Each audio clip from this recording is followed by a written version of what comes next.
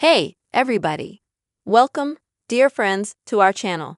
In this video, I will tell you and also show you how to disable contact sharing on your iPhone.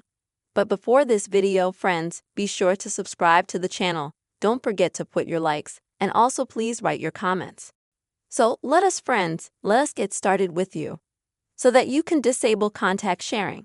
First of all, please open the settings on your iPhone. And then go to the general section. Next, you will need to scroll down a little bit. Find the item called AirDrop. AirDrop is a special feature that is only available on iPhones, thanks to which you can transfer various information and share.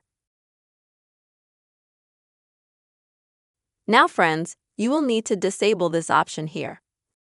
So when you have some device near you, a phone, then your device will not connect the contact sharing. That's how very quickly, friends, you will be able to disable contact sharing on iPhone. I hope you found the video useful. Please don't forget to put your likes and also write comments.